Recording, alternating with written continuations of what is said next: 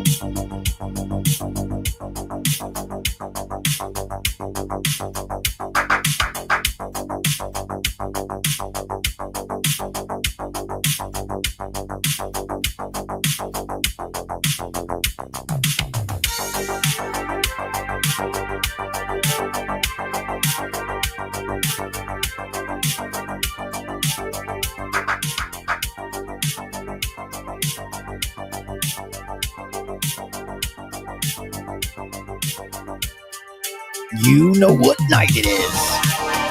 Tuesday night. Double Dropkick night. Right here on the DAV Network. Coming to you live through the power of your internet. Welcome in, everybody. Hope you had a great weekend. I know we just saw you Saturday. What a great time we had talking with Daniel Ripley of Drip belts and the awesome stuff he's doing with the Bloodline replica. If you hadn't had a chance to check it out from Saturday. Put the belt hobby on, put it on fire. It sure did. It was a great time we had with him. And he's itching to get back. So we're excited to get him back maybe in another month. But welcome in to everybody that's joining us tonight, whether you're watching us live, which we so very much thank you, or whether many of you watch the days after getting through your work day, whatever it is, hiding at work on break and watching and listening to us. We thank you so very much for making this a part of your watch list and subscribed. So everybody that's watching right now, do me a favor, drop down and give a thumbs up and click that like. That helps us out a lot. And make sure you comment down below and be a part of the show. This is a show for you, about the bell hobby and wrestling and all things in between. A little bit of sports gaming. Got some cool things going up. Hey, those guys, those crazy guys. A couple of them might be joining us tonight. Who knows? It's been the Glue Podcast. Check those guys out every Thursday night, 8 p.m., 7 Central. Mark, Andy, Ben, and Richard, the Warden, talk all kinds of things.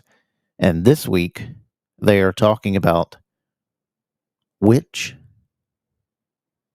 I'll let them talk about it. I'll let them talk about it. They're going to talk about their stuff tonight. I don't want to give away their stuff. I don't want to give away their stuff, but it's which pig feet they think is best. So I'll let them talk all about that. Hey, look, great thing that we got C4 Authentic Belts. If you've not heard, and you should have if you're a part of this program, C4 Authentic Belts. They are the only ones partnered with Crumb Rind themselves. First one to ever do it. If this is the top of the line belt, it's made by an actual silversmith, the brother that made the original, the Ortiz family. It is the C4 Ortiz Crumb Rind Big Gold, and it is absolutely spectacular. It has cast pieces from the original that Crumb Rind has given to be a part of this. It is unbelievably a piece. It's just a masterpiece. Each one of them hand done, not Pakistan hand done. This is actually hand carved. Sterling silver, German silver, plated gold. It is unbelievable. You have to check it out. It's a beautiful belt.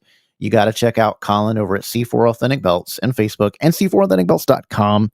Go check them out. You want this belt in your collection if you're a serious hobbyist. It is unbelievable what he's done, taking the hobby to a new level. So check out C4AuthenticBelts.com and C4 Authentic Belts on Facebook. C4 Authentic Belts taking you back to like it's 1980. Hey guys, you guys have done so many things, reaching out on Instagram. You guys have done great over there. So I do a lot of fun stuff over there. I give away stuff randomly to people that like stuff and just put heart emojis on it or drop a comment. Go over to Double Dropkick Podcast on Instagram, give a follow right there. And you can also share your pitch. You can also tag me on a pitch that you want for Pitcher of the Week, all that kind of great stuff. But do me a favor, and you've subscribed here, so just go over to Double Dropkick Podcast on Instagram and subscribe there. And also, we are on X, DDK Podcast on X, DDK Podcast on X. Go over there, tag me in your stuff, tag me on your wrestling belts, post pictures up, and I give away stuff over there too. So make sure you join and do that. But before I check on bringing Ethan here, I think our guest is arriving here. Let's check the camera, see if the helicopter's landed yet.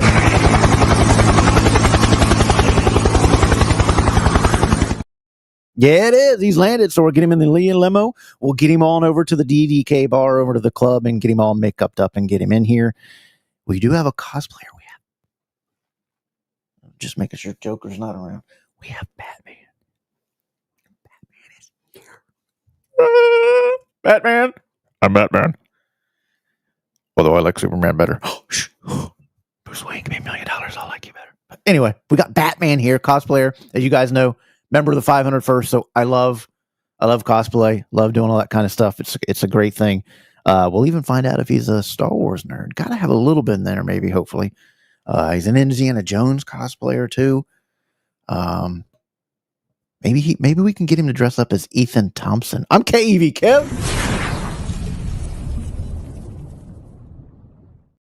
Welcome in, my main man and partner in crime, co-host of the Double Dropkick podcast on Tuesday nights, Mr. Easton Thompson.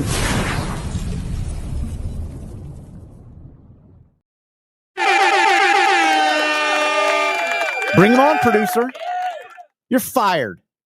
Unfortunately, there's not enough makeup in this world to help him be me. But hey, man, it's okay. I digress. Little pubic hair on the chin. We might have him. Hey, we'll ask him. I'm just happy. I don't know if anybody else can relate. Last night, I'm cruising the internet, looking for looking for toys. I'm getting back into my toy thing, and I stumbled across the 50th anniversary of Voltron. Man, it's a beautiful die-cast piece. It's all chromed and gold-plated, just beautiful. While I'm looking at it, I'm going through the specs. I go to YouTube, look up some reviews, and I fall asleep. Now, tell me if anybody's ever done this before. I fall asleep. I wake up, phone's pasted in my face, and I checked out and bought it. Hey, that's what I'm talking about. Oh, yeah. But I wake up this morning, I tell the wife, I'm like, oh, I bought that, so I'm going to send you a link to this one, and I want this one too. That's a good excuse. I'm going to use that next time. Honey, I just hit it by accident. Well, there's a vintage 1981 die-cast Voltron. Oh, pretty please. No broken parts. After we get off here, I'm gonna pull the trigger and I'm gonna add that to the stable. I got mine from a Farm Fresh department store. I don't know which kind it was or which one it was, but it was in the styrofoam boxing. Each one of them were in the thing, but it had a clear plate to it. It was a big box. It would have been 1984, I think that was 1983 or 84. So I don't know which version or what that was at, but my pops stole mine and it came in a trash bag, but I loved it the same. It was awesome. So, hey, let's switch to double drop kick and get our guys in here and say hello to them. It.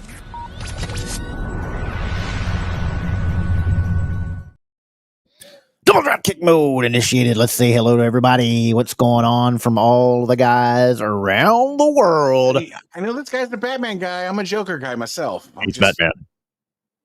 We're going to find out who's his best Batman. If he doesn't say the right answer, he's gone. Yeah, boot him immediately. He's gone if he don't say the right answer. If he says Val Kilmer, I'm kicking him off the internet, period. He better say Val Kilmer. That's the best Batman ever. No.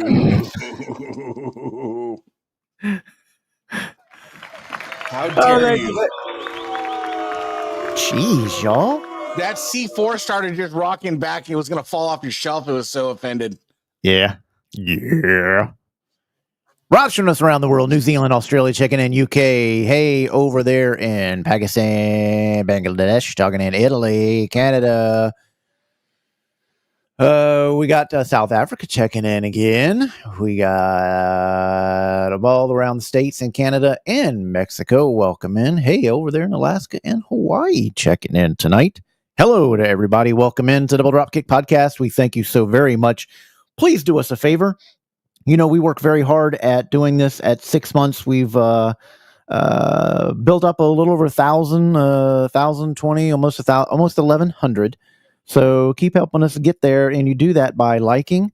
You don't have to share this. You get everybody shares everything, but hey, just do us a subscribe, thumbs up on it, and then just tune in each week and be a part of the show. Because the Spelled Hobby Podcast and all kinds of other mushed in stuff is for you, about you. From everything from belt sales to scammers and everything else. And we thank you so very much for putting us up to the top. And I said all January, and this is our last episode in January. So you guys got to put up with this again, but we're celebrating our thousands members still and thanking you for each and every one of you for making that very thing possible.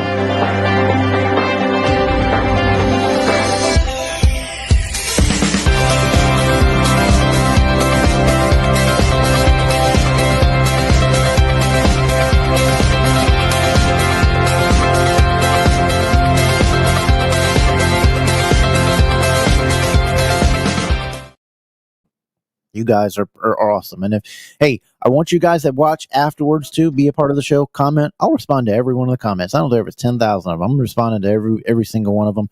A lot of you do comment afterwards, and I love that. I love seeing that afterwards, even, because all we get here in the lives of these drunk guys that are in the comments right now that are just, drinking all our booze and doing whatever they want in there. Hey, Hernandez, what's going on, buddy? What's up, man? We'll see what is good? little he's got something for us as well. Hey, we're checking in with Richard Ward. It's DDK time. Yes, it is. Christopher, what's going on, buddy? Hey, Lisa, Hello, how Lisa. are you doing? You guys are still in our prayers. Stay positive, stay positive, stay positive. There is. We can't do it without wrestling bonkers in the house. You are number one, and my main man who just had a new delivery. If you didn't check it after the show, go over and watch his little live that he did of an unboxing of a new winged eagle he got. Mr. Ben Walker, how you doing? Ben. Hope you're feeling well, buddy. The man. This is our bodyguard. See, look at that face. Don't mess with that. Mm-hmm. Don't mess. That's our bodyguard. Nope. JC, how are you? Thank you so very much. And our fellow bodyguard when we go overseas, Max from MW Belts. How you doing? Angie Boulder, how you doing there, buddy?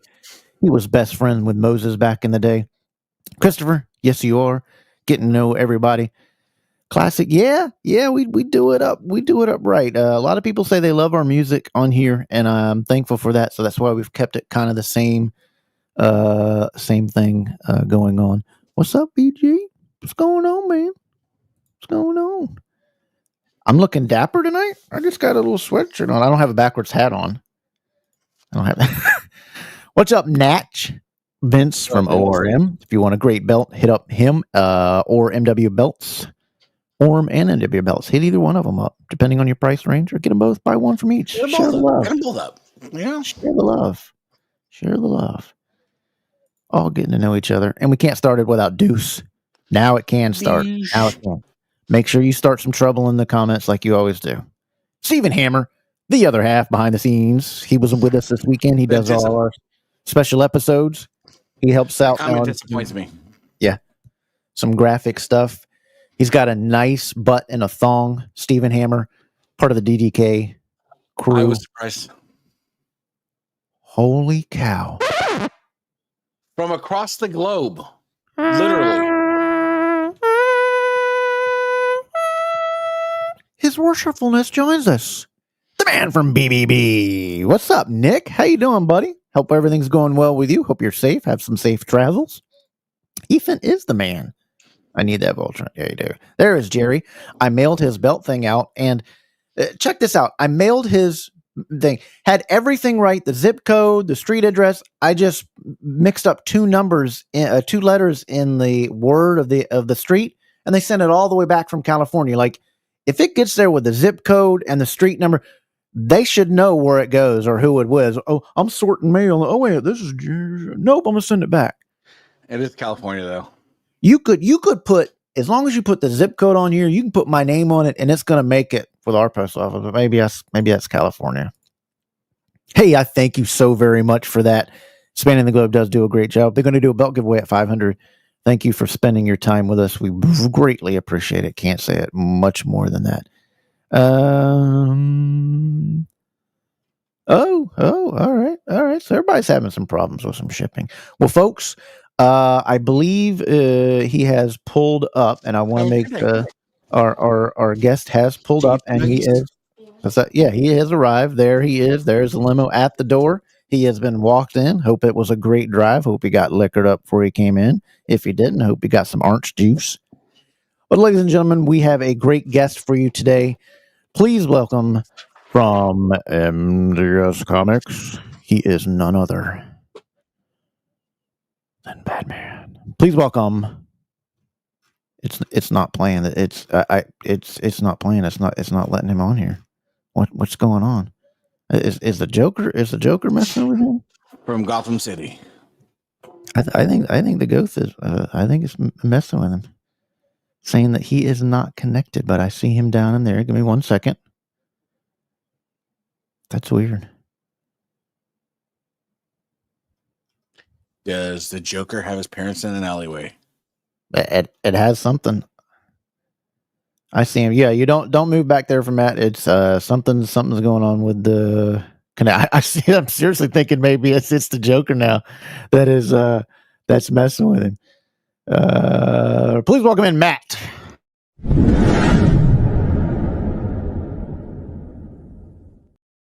There it is. He's working out.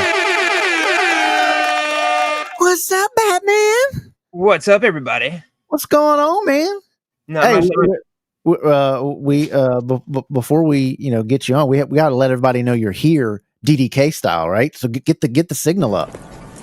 He gave us a signal.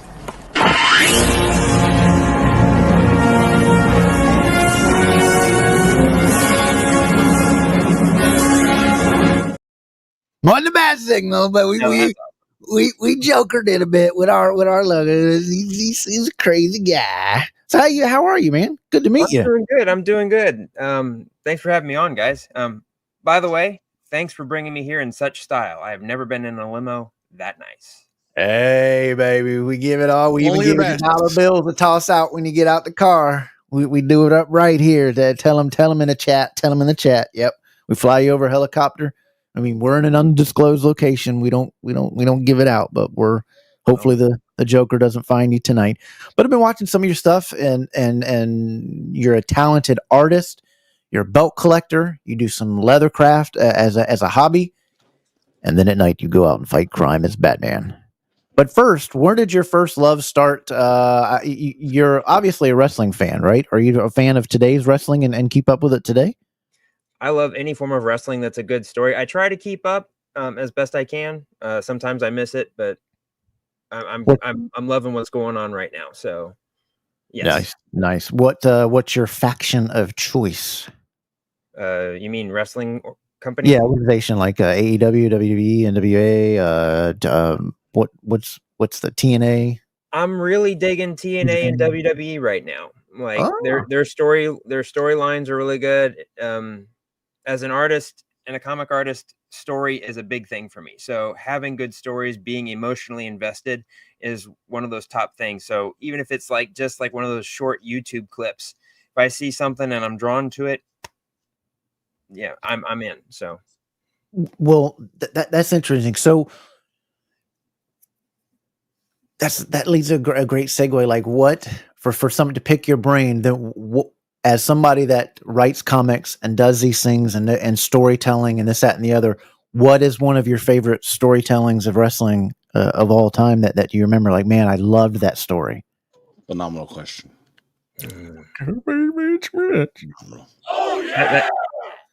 That is a tough question. I think recently it's going to be the Cody Rhodes story. That was like his road to being the champion was a very, very good story, and I really do appreciate that story. I agree with that. That's the one that comes to mind most recently. It's been a while. Like just now, everything's gotten interesting, so I'm like, oh, I gotta focus in on stuff. So right. I'd say that one was the one that really pulled me back into the wrestling and got me excited again to watch wrestling again. So, are you being an artist and stuff? Are you liking the what is she the timeless Tony Storm and the thing that she does? Are you familiar with that over at AEW and what she's doing? And she's the one that does the black and white screen, correct? Yeah, and then now she's blonde, and then now she had amnesia, and now she's out of the amnesia or whatever. I always love just a good character. Sometimes it's one of those ones that, yeah, I'm appreciating it. Yeah, I have to admit I have not watched AEW in a while. It's a bad product right now, unfortunately. I'm not gonna disparage AEW because I appreciate the competition and having another place to go. But for me, it's just I loved the athleticism. But as always, as I said, I'm a story guy. I'd like to see some more stories to be emotionally invested in. Like the one I really loved was when Moxley came in and you had him fighting for the championship. That was really good, old school storytelling, and it's just kind of I don't know. It's really hard to get into it these days without that storyline for me. Yeah, and we're not trying to. When we say it's the product that we're talking about is actual wrestling, to where they're getting a little bit over scripted in the ring, to where you're having bad spots and it's just looking bad, and something's going wrong in there because the product is not. They're not selling tickets. They're not, and that's a shame because if we don't have competition, we're not going to have a success on the other end. Somebody, they're just going to settle doing what they're doing and not pushing storylines, better things. And we hope it is, because her character is a phenomenal character and she can be really, really good. And I'm hoping they get, whatever straightened out with, people say, storylines, or they go too quick through them, whatever the case is. Hopefully it'll, go better than what it has been, or the down the road that it's going, because competition, like you said, breeds better success. We benefit from it. Oh, yeah, absolutely we do. And in any competition, when you take out competition, you just get whatever you get. We get all this technology that we have now, and the things that we have now, and better comic books, as far as, when you see somebody else putting out a good story, that makes you go back to the grind and putting something better, and drawing to your best abilities, and this, that, and the other. That always, competition breeds success. What was your favorite wrestler growing up, and what got you in? Well, I'll start with the favorite wrestler. My favorite wrestler of all time, the one that I really clung to when I got in, was Sting. And Sting was my guy, is my guy, has always been my guy. So it's one of those things where I got into wrestling kind of through osmosis. My cousins and uncle were fans of wrestling. They were WCW fans back when WCW was very high, very at their peak, in the 90s. Right. So I was aware of that. I'm probably going to lose a little credibility about this, but I came into being a wrestling fan around the dying days of WCW. Was, obviously a fan of Sting. I think that's what kind of held me on to it. And then I became a real big fan of Booker T when he became champion. And I would credit Booker T to be the guy that kept me watching WCW, because he was wow. My guy. He was the champion. And as long as he was the champion, I absolutely loved, I would sit through all of that just to watch him wrestle and defend the title, because he would, once he won it the first time, he said he would defend it every single night like it was the TV championship, and I was down for that. So right, and I was there through WCW through the dying days, and then it died when it got bought by Vince McMahon, and then I transitioned into WWE, or WWF at the time. Made it through the tail end of the Attitude Era, Ruthless Aggression, died off a little bit in the PG, here and there, would kind of go to a wrestling thing with a friend or two. And it was just one of those things where just now starting to come back in with some good storylines and some, good energy and emotion. And I just, that's basically what got me into wrestling, was WCW. So you're in that 30s age bracket? Yes. Yeah. So that's perfect. Do you have something for what you think? I'm more about the comic. I'm the homer of the comic books. I want to pick his brain about some comics. All right. Well, before we get into all that, let's finish up on this. We're talking about some of the wrestling stuff, and here you are as Sting.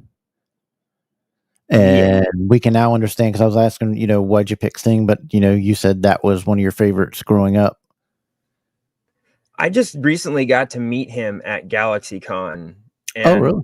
You ever had those moments where you just thought, when I meet them, you always hear about fans just nerding out and just falling apart in front of the people they like. I was like, no, I'm going to meet him and it's going to be awesome. And all these things. I did the exact same thing. I just fell apart, but he's been one of my favorite guys, to the point where I ate up everything. I wanted to dress like Sting for Halloween, that sort of thing. I wanted to not be Sting, but I wanted to look just like him. So if you look at the paint, I actually studied exactly how he did it and was trying to copy like the early 2000s Sting, because I always thought that was the most intimidating, with like the bars that go off like this and then like hook up like that. If you sneak around TikTok while it's still around, there's a fun video of me peeling the paint off my face, because I found out that Sting used Liquitex paint when he would wrestle in the ring. He'd use like a heavy body Liquitex paint. I have that paint, so I tried using it and I put too much on, and so it's like all falling apart. And there's literally a video of me pulling it off my face and you just see the red underneath my face just from the experiment. So What, by putting too much on it just makes it stick or dry heavier, or like it would on a wall or something, or? it just gets thick. Think of it like it's called heavy body Liquitex paint, and it's just a really thick paint. And if you put too much on in one setting, like if you put too little on, it gets streaky. If you put too much on, it gets nice and white, but then it starts to stretch and crack and flake and fall off.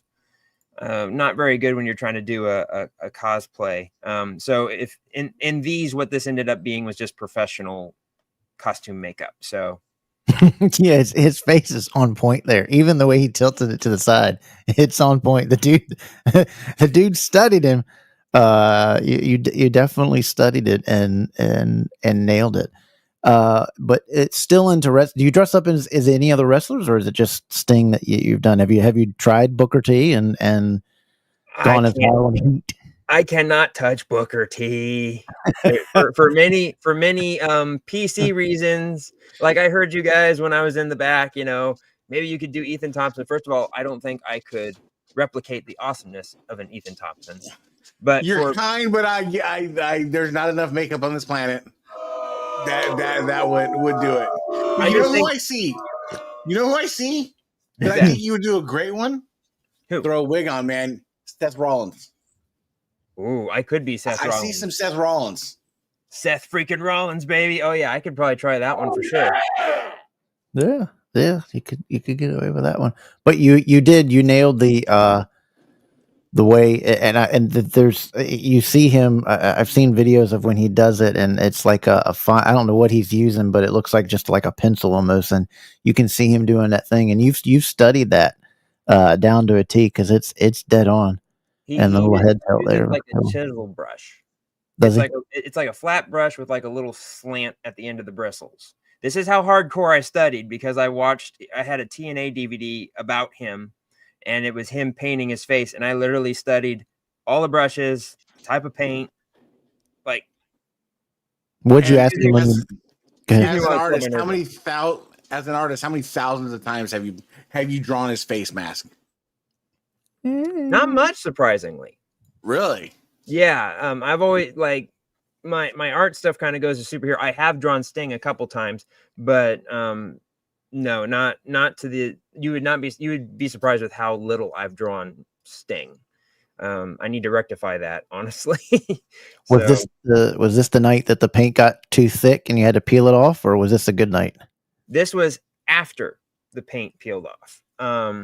I tested. I was doing a face test with the acrylic paint, and then it chipped off. It wasn't very good, so I had to peel all that off, and then I had to take theatrical paint and put it on my face.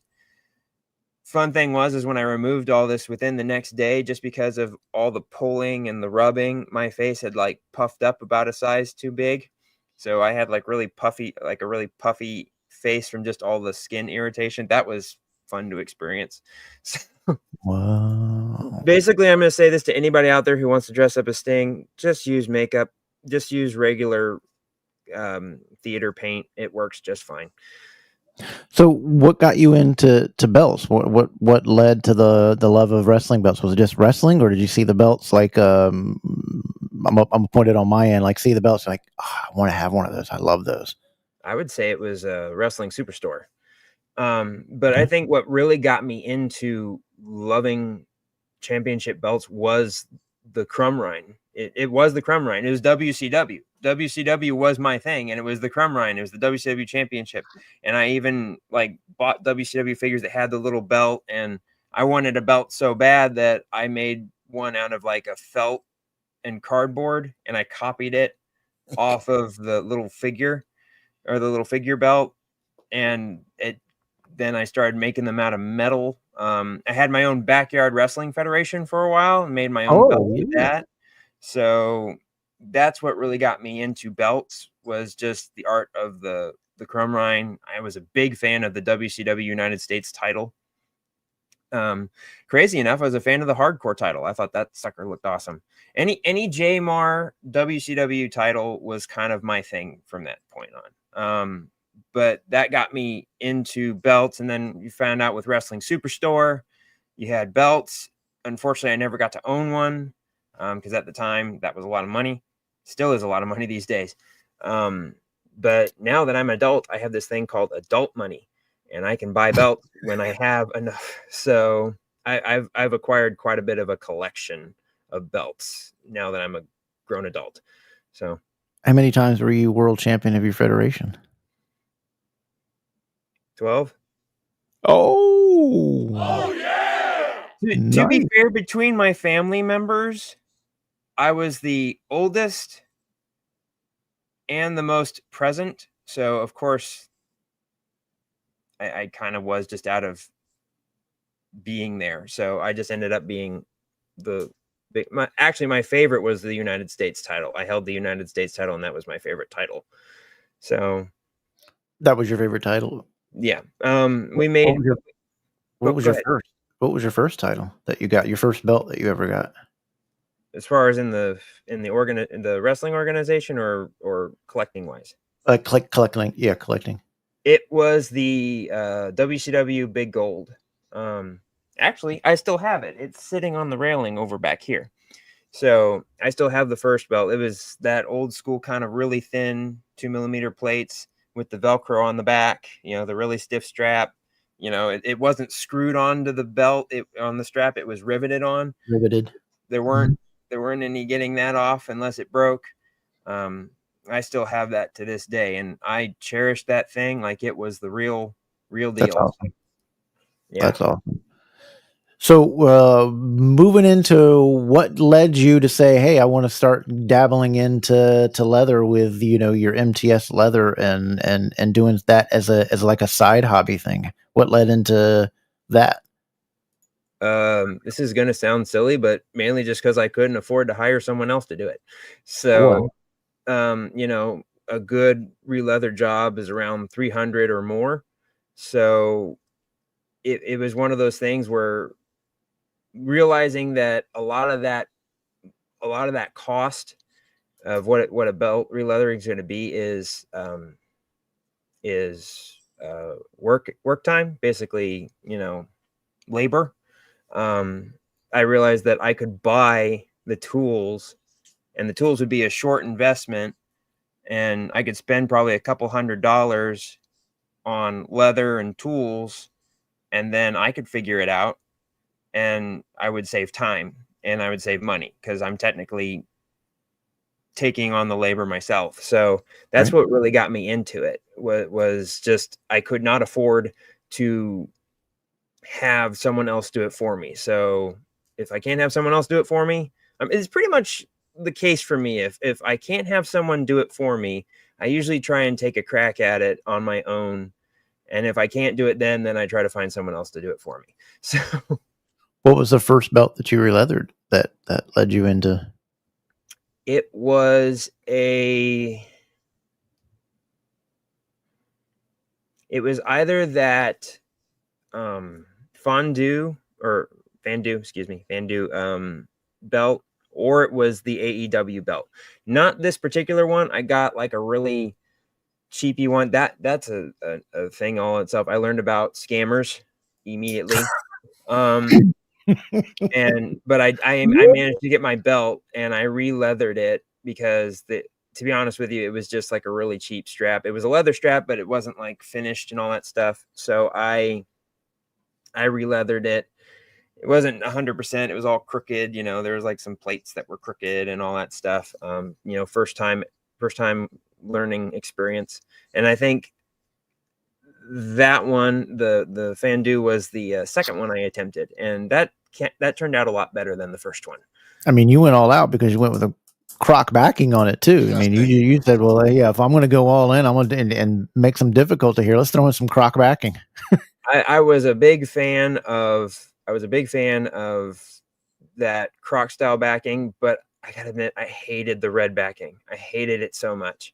So I took the happy parts and put them together, and I made my own little version of it. That is still one of my favorite ones.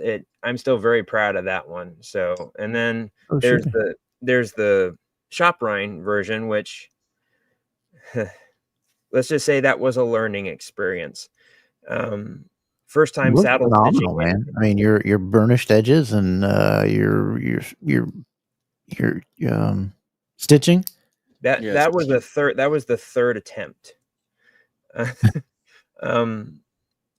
I had some errors. Steven has one of my straps, and I think his is like the best of them all, because I just kept having so much trouble with this, and finally I got mine to work, and then I got his to work, and I'm like, okay, I'm done doing this. I basically said, if I do this belt strap again, I'm buying a freaking sewing machine. But I'm very proud of this one because I actually did the research to, like, the big gold book, the big gold belt book. I actually did the research on it, and you can't see it from here, but I really wanted to have, like, they have the leather stamp on the back in the middle of the belt on the back. And I made sure that I put mine there. I actually made a stamp for it just for that. I also found out a lot of guys use, at least from what I've seen, a lot of guys use white stitching. It's actually a silver stitching. It's actually, it's a yep. So I bought all of that stuff to try and make it as close as I could.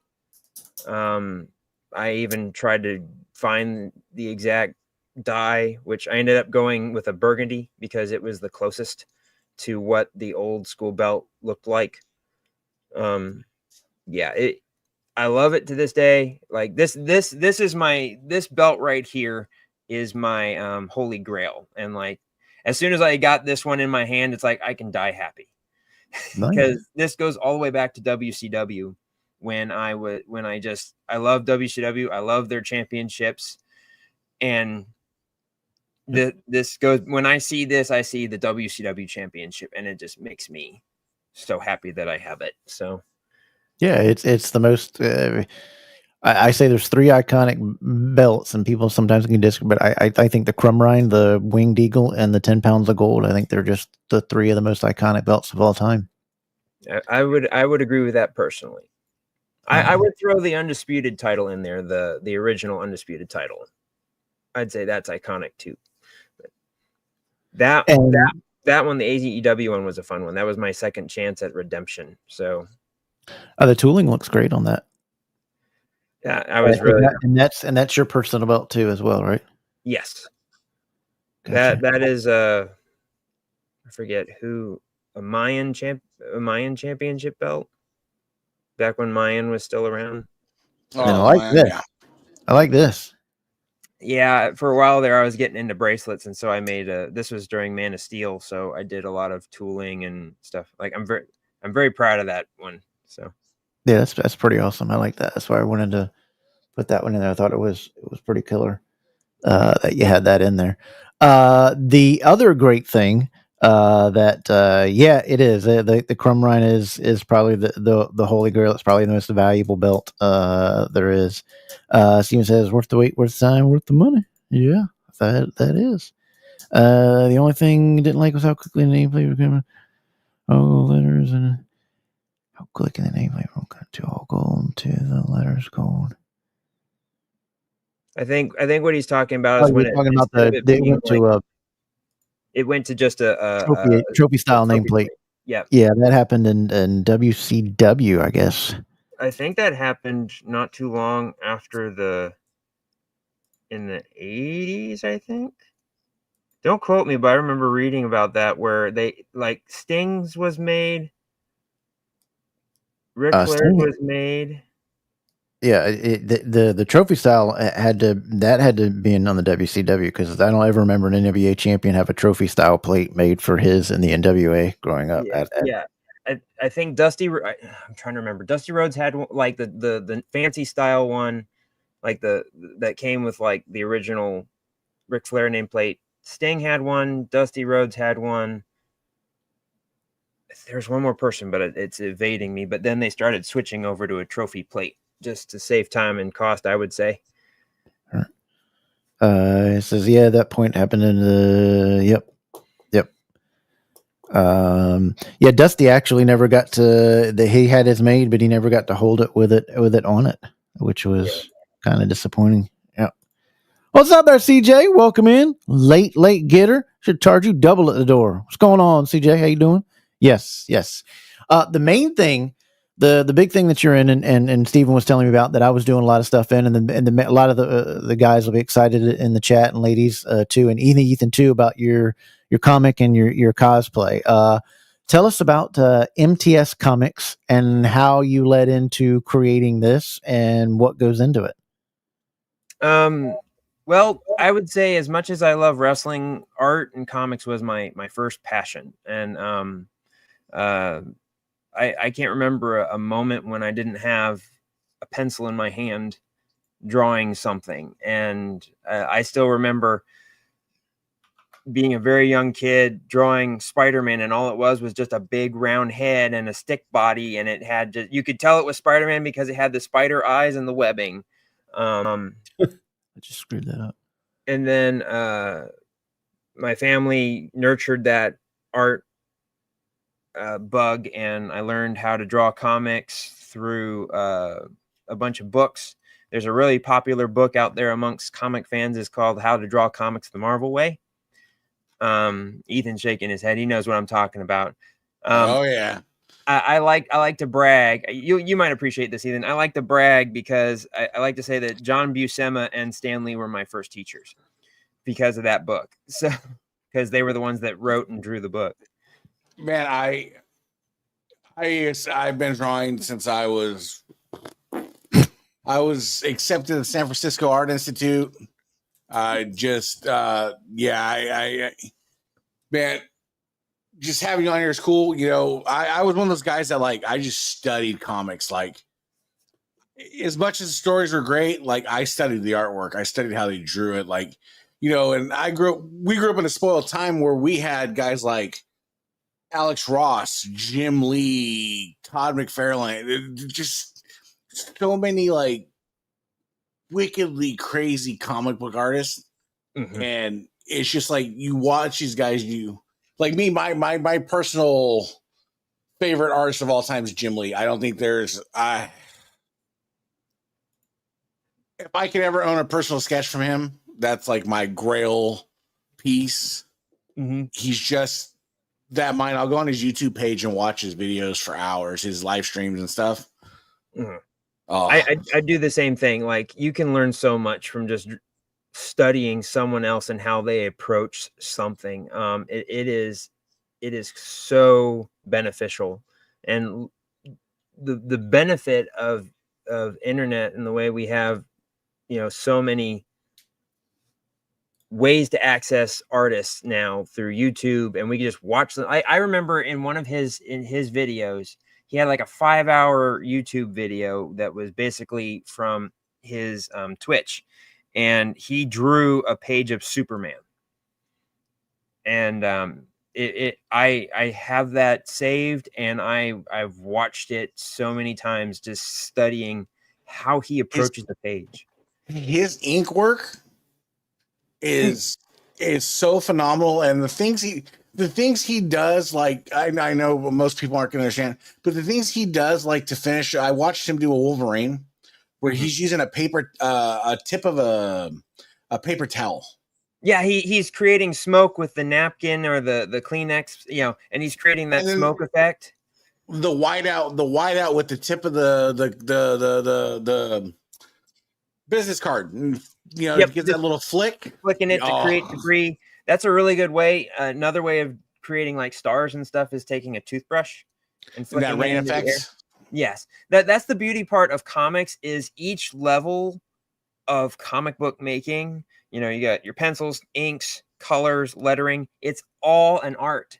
It's all about storytelling. It's all about getting you through that book and training, and basically not training, but guiding your eye through the book and creating and telling a story and hoping that you've done a good job, that the reader just goes along for the ride. It should be this way. Like with some of the artwork that you do, they shouldn't even know about it. They just go with it. And it's one of those, if you can do that, that is like, that that you're doing good. If you can just get someone to go through it and not point out like the hiccups in lettering or anything like that. So tell us about MTS Comics when you started it, and what does MTS Comics offer? MTS Comics, I started it in 2012. I was making books like I don't think I sent you any pictures of it, but I was making a couple books by myself, kind of learning on the fly, because originally I just wanted to be a Marvel artist, and I trained to just do pencils to the best of my ability. But at the time, my skill was not at the level that it needed to be. So I just decided I'm going to do my own. And so even though I went to school to learn to do comics, I had to basically play catch up. So I started to learn to draw. I knew how to ink. I knew how to do everything, but I really didn't invest the time. So it became more of an investment. And then a friend of mine who's a very accomplished artist and has worked for DC, Marvel, Image, Brian Level, approached me with the idea of Cherubim, and he's like, "Hey, I've got this idea." And he sends me we're sitting together, we're hanging out, and he shows me this sample of the main superhero. And he's like, I've got this idea, but I can't quite, he's in a robe and it just doesn't look right. And so he told me about it, and I got really into it. And we basically together that night trimmed him down, worked him out to get to the character that he is today, the main character, which is Cherubim, which is that big gold helmet character. And the best way I could describe that story to anybody who's a comic book fan is it is a supernatural end of days story. And it's kind of got a little bit of Spawn in it, where there's the evil side trying to kickstart the end of days. And to protect the innocent, this religious sect has a warrior that has been has this folklore going down from generation to generations called the Cherubim. And he defends the innocent against these sometimes monsters and people. And my friend Brian is the writer and the co-creator, and he has just put a lot of really good religious symbolism in it. It's not a religious book, but he does pull a lot of religious symbolism, and he's just created this world that the best way I can describe it to any fan of any sort of Marvel character or superhero character, it's Spawn, Daredevil, and Ghost Rider mixed together. And you get this kind of noir vibe with the Daredevil. Yeah, and then you get the supernatural. I would say it has a Spawn vibe in the supernatural. And then there was the just Sorry, you feel bad. Get better.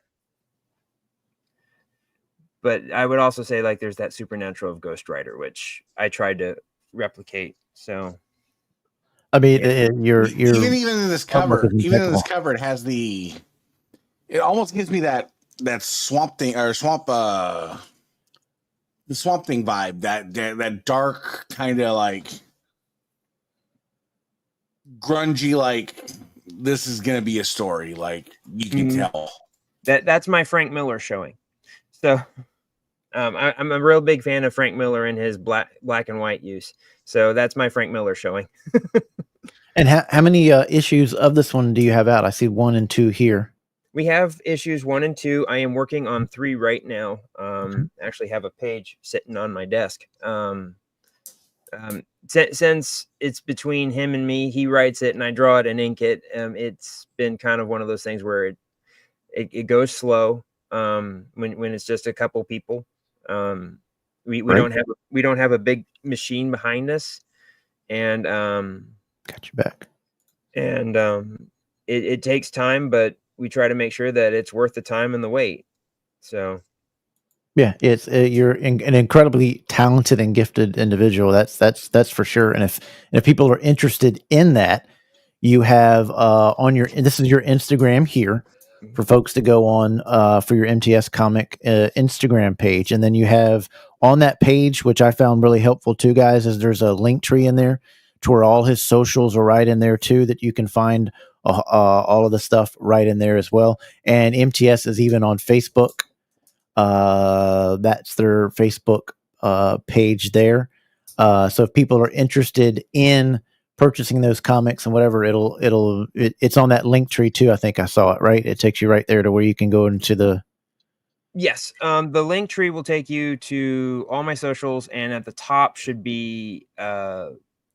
say something of the terms of comics, and then there's merch, which I don't have much of. It's just a bunch of It's just a bunch of T-shirts and art pieces Cool right from the books. Thank you. But it's just a little bit of stuff, and like every little bit helps us produce the book, and because a lot of the book is coming out of pocket, so any little bit helps. That's basically the goal. And if somebody finds a shirt that they like, great. If somebody finds a book that they like, an art piece, we talked about it earlier that I do commissions, but I'm playing catch up right now, so my commissions are closed. But I have done and do commissions from time to time. So that's pretty incredible. So what led into being this guy right here? That guy, that's my lovely wife right there. All right. Hello to the missus if she's watching. To be honest with you, for the longest time, I was cosplaying before they had a word for it. That shows how old I am. I was a big Spider-Man fan, made my own Spider-Man costumes, stuff like that. And then you started to get those really nice suits in like the later thousands. And so a couple suits like that. But as I've gotten older, it's been really hard to keep up the Spider-Man physique. It takes a lot of effort, but one of the things I always felt like I couldn't do was Batman. And I can't remember what it was, but there was just a period where something happened and it hit me that, hey, maybe I could do Batman. And so I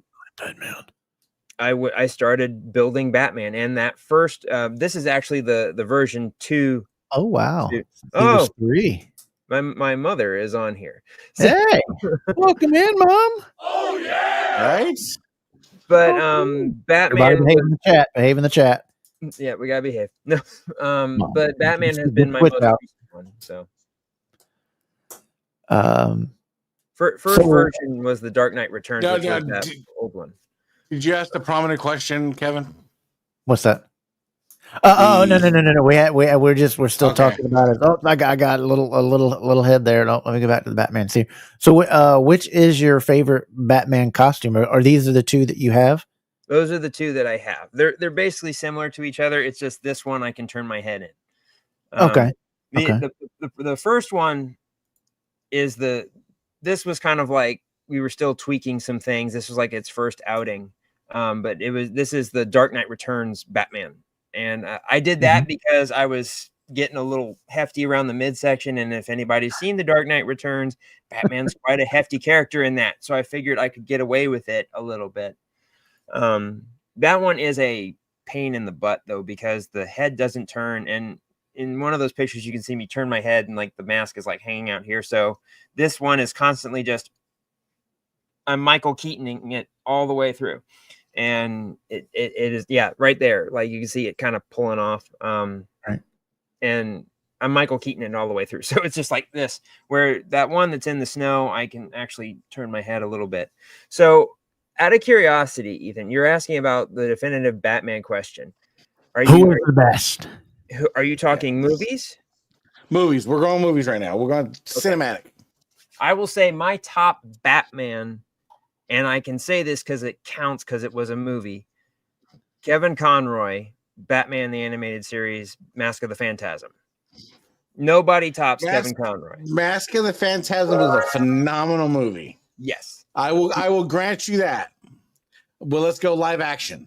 There you go. Oh, that's going to be okay. I would say Keaton hands down for me. Oh, yeah! Keaton's the top guy. If I had to pick the next one, I would say Ben Affleck. Who's your worst? What? I like Ben Affleck. I like Ben Affleck's Batman. Oh no, I wasn't saying. He said his Corti. My brother was Detective Alvarez on the TV show Gotham. Oh, that's That's so awesome. cool. That's awesome. It's awesome. That's cool. What were you saying? I'm sorry, I interrupted when I no saw that. worries. My camera is blurring out, but I would say Ben Affleck is like my second favorite one. Just because that suit was freaking awesome, and he was just this big, burly, nasty Batman, and I really, really enjoyed that. And I know I'm gonna, Ethan, hear me out.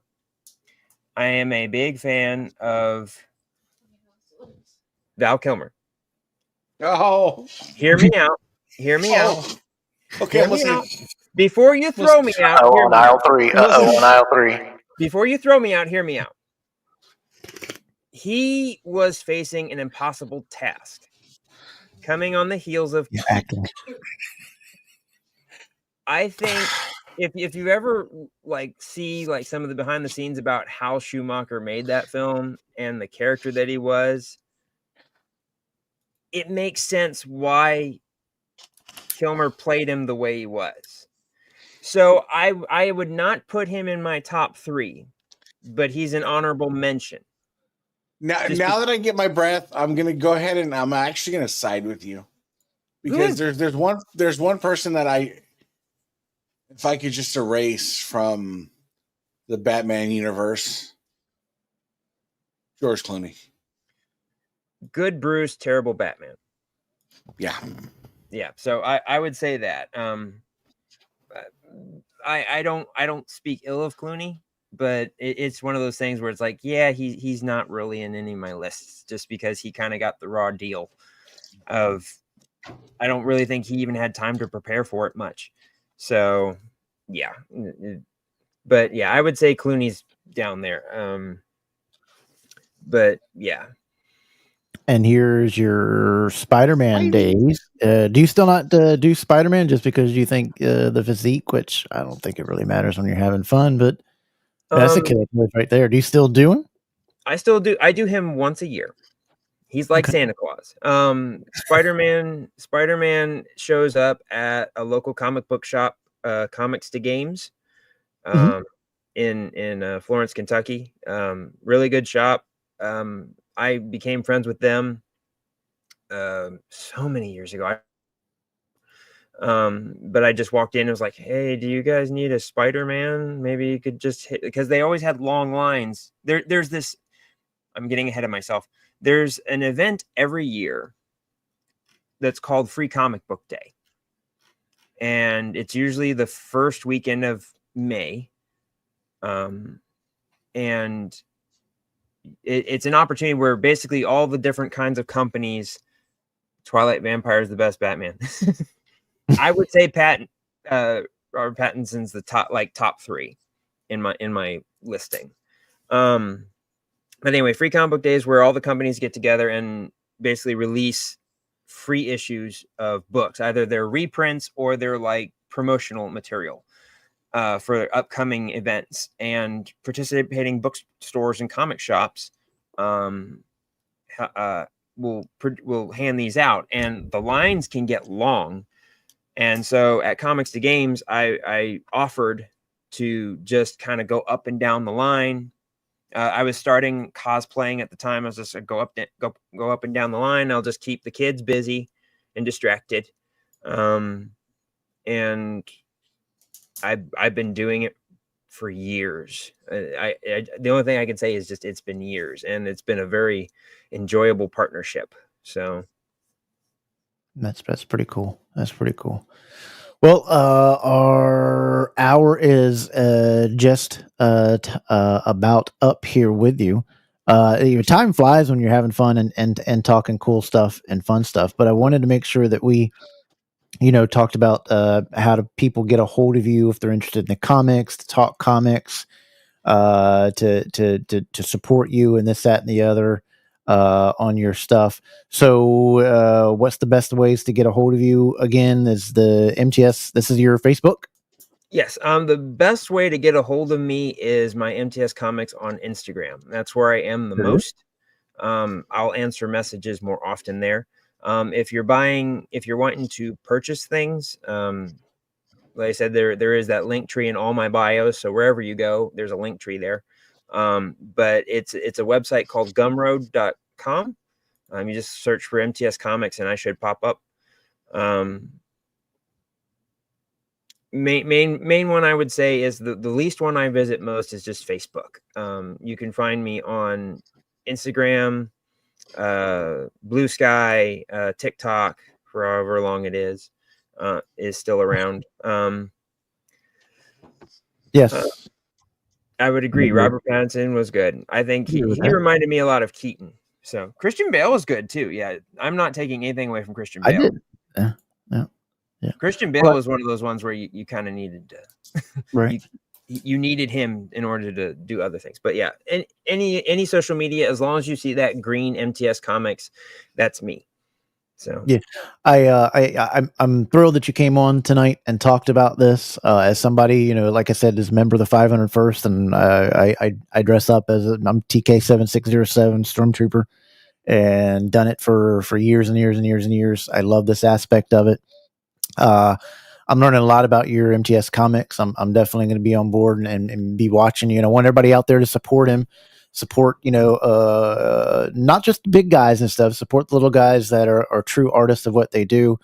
Matthew is a great cosplayer, great artist, great storyteller, and he has appreciation for wrestling and belts. And we've enjoyed that you have come and taken the hour out of your time to spend with us. And hopefully, when we talk some more stuff and some more comics and maybe some more cosplaying, or you got some more stuff that you'll come back and hang out with us, man. Oh, as long as you guys want me around, I'll be happy to come back. It's been a pleasure. So we'll do that. We appreciate you so much, man. We hope everything goes well for you. Much success. Let us know when you get that volume 3 out. We'll certainly pump it out there. We'll certainly let people know. I just bought the first 2 volumes. There you go. Got 2 sales for tonight. There you go. It will be out within the next 2 to 3 business days. Hooray! We thank you so much there, Matthew. You keep going. You keep going strong. Keep that support up. Keep that that drive, that ingenuity, and we wish all the best success to MTS Comics and all your endeavors. And if we can ever support you or help you out, just hit up DDK. All right, buddy. I will. Thank you guys so much for having me. And so much, everybody. Give a hand and applause to Matt from MTS Comics. Take care, buddy. How cool is that? We had Batman on the show. Very awesome. We had Batman on the show. And Spider-Man. Yeah, and Spider-Man and all the others. And the comic book artists. Yeah, that's 4 guests. Pretty cool. And I loved how his mom supported him in here. That's awesome. My mom, I still wish I had mine. Gosh, that kills me. Bro. Wish I had mom in the watching me now act like a fool on YouTube, mama. No. You know how I am. My mom will be in the comments section right now. Oh, look at my son. Yep. That's right. Man, he was a cool guy. And thanks for Hammer connecting the dots with that so we could talk about that guy and see him. But hey, now we're going to talk about a little bit of wrestling stuff. A little bit of drama stuff. I do look forward to getting the comics though, because I love me some comics. Yeah, so. I want to know what the insider thinks and what you think of it, and I'm interested. Have him sign it for me. Yeah, I'm sure you can message him and tell him. And yeah, I'll send a message. I'm pretty sure that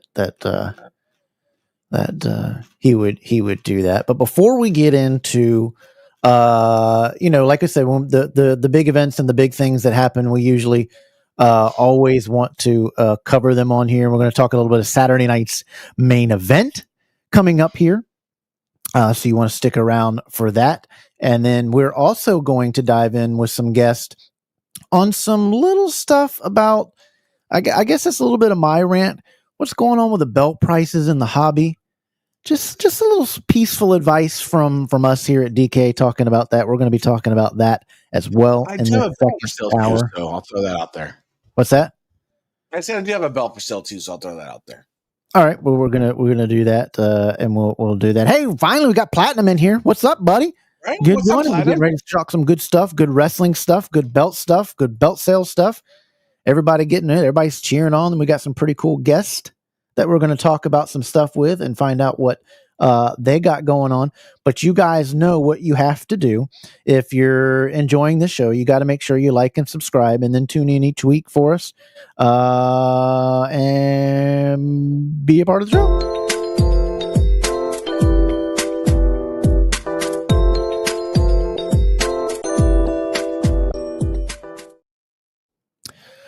The first topic we'll cover is we got our two guests, one of our guests, two guests backstage that we're going to bring in. We're going to talk about what just happened this past weekend, because I like talking about these. These are just great nostalgia for me, talking about, you know, the good old Saturday night's main event and what you guys thought about it. But before we do that, we got to bring in the two guys that are going to talk about it with us. First, ladies and gentlemen, we're going to welcome to the program a guy who actually had the first belt made out of stone. His name is Mr. Andy B from... What's that show that he's on with that guy? Oh.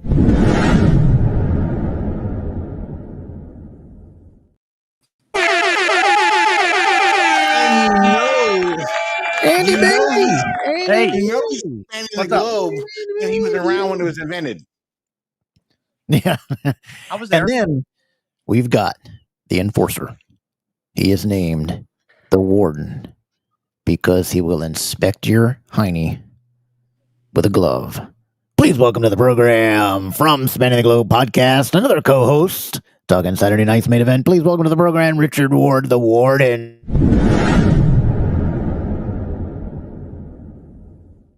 Hey, you know what they say? Latex loses safe sex. Yeah. I thought we only had Richard on because you said he would expect your hiney without a glove. Well, he does. Oh, I don't know about doing that. I don't tell that to everybody. Yo, That's just pushing it. I'm gloveless. I'm Tell a that to gloveless guy. everybody. Everybody in the comments, keep me juiced up. Keep what's going on. How's everybody doing in the comments? How we doing? Are we chilling? How you guys doing? Doing great. Good. How about the LED belt in the crowd yesterday at Raw? I missed that. I missed it too. I missed it. What was it? Are they talking about Max's? Max, the one that Max had? Maybe somebody had that one, or oh, okay, all right. Who's the guy next to Andy?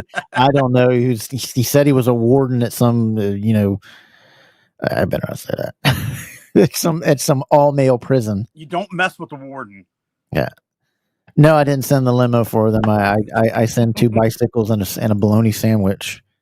Special guests. They are. We try to have you as a special guest, but you're always get flying, hit fries, and cheap bread, and son of a Rolex wearing. Microsoft fallen guy. But how you guys doing, man? Good. Great. Good. So I wanted to pick you all's opinion and everybody in the chat. First impressions of Saturday night main event. Ethan, let's let our guests go. I say we let the good-looking one go first. That is Andy. Andy, what did you think of Saturday night's main event this past weekend? The Samoan werewolf. It was his show. Oh my God. He was something else. I mean, he's the man. Jacob's the man. Yeah. So, anything else? Give us. I mean, you just can't say that and then say why. Let the folks know why they thought he took the giant down, Kev. Yeah. And I mean, Strowman really put him over. You think? Just a little bit. I mean, that was one of those 1980 NWA beatdowns where they made you believe it. I mean, it wasn't just I'm gonna do a move on you and then run back to the back. No, they kept on it. They beat you. They had to come help. And then when you thought they were done, nope, they come beat you on. I thought it was pretty cool. The way it should be, Kev. Yeah, it was. Richard, what was your highlight of Saturday night's main event? Two of my highlights. One was, of course, Jacob Fatu taking out Braun Strowman. And how can we not forget the cheek grab by Nia Jax That was a. when she grabbed Rhea's butt cheek there? Come on now. That was another highlight of the night. She was looking right at it like, hey. She got a big Who old wanted to helping play that? handful. She's got enough. Played I her don't know. You can't miss that, you know. I got to say, Oh, look at this! Gamer thought it was lame. Okay, that's a different opinion. Let us know why you thought it was bad, good or bad, in the comments below. Drop why you thought it was the way it was. like I say, the match of the night definitely Jacob Fatu and Braun Strowman. Okay. Braun Breaker and Sheamus was okay. But like I said, Jacob Fatu stole the show. You got to see his true talent evolve in front of the world. I agree. And I see him getting a title within a year or two. Interesting. Ethan, what did you think about the whole show? Saturday night's main event. I definitely wouldn't characterize it as lame.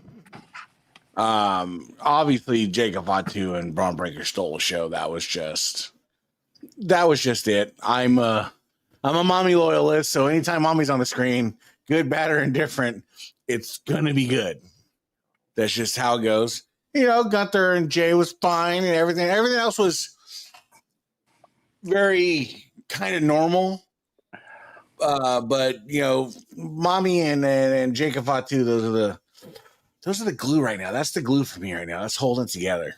Mm-hmm. I take it. I like it. I got to give credit to Jay. Though, I believe he could have took that. He'll have his time. I think so. I was the only one who saw the cheek grab. Nope. I think the whole America did. To me, it's American. You're just okay. All right. Got the crown jewel. I can see that. Yeah. I find it interesting with Cody, though. He's getting ready to go for this undisputed match, but it's like he's already feuding with other people into the Royal Rumble of who he's going to, who's going to go. Does anybody else not get that feeling how they were already, he's in there with already or talking at Punk. Him and Punk are already going at it, and at the Rumble, and after the Rumble, we're going to fight. It's like, wait a minute, he doesn't even know if he's going to be champion, kind of thing. Did anybody else is like, why are we doing this? And then when it went dark, these guys, what was his name that came in the ring that attacked Cody, and it ended up going badly for him? But I was like, what is this? Yeah, Carmelo Hayes came out right after the cameras went off and jumped him. It's I don't understand that either. It's like, why are you trying to feud him with 10 other people at once? Yeah, I'm over his feud with who he's feuding with now, because he's already beat him twice. Mm-hmm. Hasn't he beat? I have a theory on it, Kev. I think perhaps this could be the slow beginning of a heel turn to Cody. I was just going to say that, Andy. Yeah. Because Cody, he was a great heel in New Japan. Just the way he's doing his promos now, you can tell he's throwing little Easter eggs out there. It's slowly happening. You think it's a little early to turning him heel, though? That's why they're doing it so slow, though, Kev. Getting everybody marinating it. Exactly, marinating it. Good word for it. Yeah. Getting everybody to slowly hate him. Mm-hmm. All right. Yep. Any other matches or anything other than Saturday Night Event that you guys thought was awesome? I know everybody wants to put the strap on Fatu, and I think it's good. But you know what I'd love for them to do? Give him that IC and let him be that workhorse. I feel like he could be. That's what I was going to say. Start him with the IC. Yeah, you don't need to be world champ. You put that IC on him. Let him be that workhorse. Let the world champs run their course, and let him just put that prestige back into the IC. Yeah, yep. That's what I want. Do what Gunther did. Maybe a step further than Gunther took it. Yep. Yeah, I could see that. I could also see Gunther turning face. But you know what? They were acting like he was turning face, and now they turned him heel again. Back. I don't know if they can't make up their mind what they're going to do with Gunther right now. Yeah. So I think once the feuds are over, the Rumble's over, I think they're going to start playing seeds. Yeah. Let's see. I got a couple more questions for you guys before we get on to we got another special guy coming in here to talk of topic with us. But I wanted you to take on your injury that you saw this Monday night on WWE with I can't remember his name. McDonough. Everybody was worried about his head immediately. I was like, his head didn't really take that vicious of a shot except for the whip flash, but you could see his upper midsection. I was like, he's got some broken ribs or whatever. Yeah, he does have That's broken what ribs. I was worried about. Yeah, and I have no idea why the WWF let him continue to do that when you saw what happened. Not only from a concussion, he walked up the ramp, he got it right by the curtain, collapsed. He collapsed, yeah. Yeah. It's why are we doing stupidity again with, okay, dude, the referee needs to go into your ear and you need to be hurt and you just, or, you get him out. One, he did take a hit, but that was a plastic piece behind him, not the part that he hit with here, but that piece kind of gave in, and I don't think his head took that bad of a shot. That's why he was there a little mentally, but somebody's got to be able to say, I mean, I know you're watching that on camera. I mean, a guy's spleen could be bleeding. He could be internally bleeding, and you let somebody go. And I mean, didn't he puncture a lung? Yeah, he had a punctured lung and broken ribs. Broken ribs, yeah. Yeah, it's careless and stupid. And the other thing I want to say on it is stop doing these unnecessary dumb moves where you've not planned stuff correctly. Stop these maneuvers. Somebody is going to die or break their neck one day doing these maneuvers. But what did y'all think on the injury and what you saw? If I was the ref, I would have walked over and checked his eyes to make sure if he was still steady on his feet before he got back in the ring. But obviously the ref didn't do that. I mean, he pulled through the match. He finished the match. But like I said, he walked up the ramp and just literally collapsed. Yeah, I mean, because you puncture a lung and you that type of thing, you're gonna psych out. And he was still just pumped up from his adrenaline was pumping. But somebody backstage has got to send somebody out and say, no, go get him. Sorry, you're done. I would have called that match as soon as his head hit that table. Went way too far. But yeah, I don't agree with these high fly things to be. It's just dumb to begin with. Just jump through the middle rope and do your thing. I mean, the guy really didn't protect him much anyway. He could have stopped him a lot more than he did. I know he went a little way too far.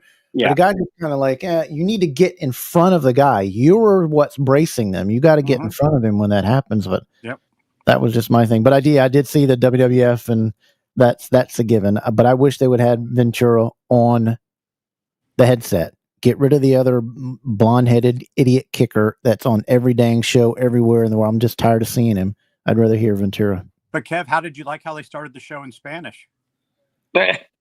I didn't get to catch the start. I was talking with Hammer and we were talking about some other stuff, so I didn't get to catch the everybody that everybody was talking about. Did everybody say they heard that part or no? Yeah, I thought my SAP button was stuck. Like the first 5-7 minutes were all Spanish. It might have been Ice trying to trick everybody. I thought it was the 80s again. We're going to your house. I thought it was the 80s again, watching WWF on Telemundo. What's the funny is you hit that on your dad, and then you go hide the remote, and he's cussing for hours. Like, what in the heck are they? And what are you saying? What in the, that kind of thing. But anyway, but you guys got your show coming up Tuesday night. You guys are giving away a belt at 500 subscribers. That's awesome. And we look forward to seeing you guys Thursday night. We're going to talk with Mark about your show coming up on Thursday night and the topics. I think he's going to give us the topics on that. But I wanted to bring you guys on here to talk Saturday night main event, see what you guys doing, because you guys just leave me backstage during the Span and the Go podcast. I'm like, I'm ready to come on. So, but I wanted to have you guys on here and show that I'm the bigger man. No, I'm just kidding. Love you guys a whole lot. You guys are great and great guests for coming on. And tell Andrea we said hello. I will. And thanks for coming on and giving your take. And let us know about who's got the best pig feet. That's one of your topics tomorrow night that Mark just texted me. Who's got the best pig feet? So cool. That'll be fun. Thanks for having us. Ladies and gentlemen, the Warden and All right, Moses' best friend, Andy B. Ladies and gentlemen, give them a round of applause. Thanks, guys. We love you Thanks, very much. guys. We'll see you guys. Have a good one. Thursday night. All right, guys. They're the guys. They're the guys. They're the guys. They're the guys. They're the guys. They're pretty cool guys. We enjoy having them on the show. Pretty cool input. What'd you think on the big shot that the guy took? I think it looked head-wise, it looked worse than it was, but it's still, again, it's just unnecessary. Just go through the ropes, go through the second rope, and give him a little spear, and call it good. You don't, Especially when you're $150, that rope, if it's tight, if it's a little tighter, like it was, it's got, like a, like where you were in grade school and you had the rubber band and you did the little paper through it, or you did clip. You did the paper clip, or you did the paper. If you rolled the paper up tighter and tighter, man, that thing was, and if you pulled it back a little too far and it missed its target and it hit that blackboard, pow! That was what he was like on that rope, man. He hit that rope and he was gone. And hopefully they don't ever let Logan Paul win anything, because I can't stand him. And him and his brother are going to fight. They're going to go to a draw and take all your money. That's all they're going to do, because they're not going to try to ruin each other's career. They're going to go to a draw. And they fake fight anyway. But we got our next guest coming on here, talking with us a little bit about stuff going on in the belt hobby. I want everybody to please give a warm round of applause for the host, the creator of, what was it called? What's that show called? The Wardens are the Wardens globing rubbing my globe. Discharge. Okay, from Accidental Discard. We're just kidding. Spin the Go Podcast. Mark Magger.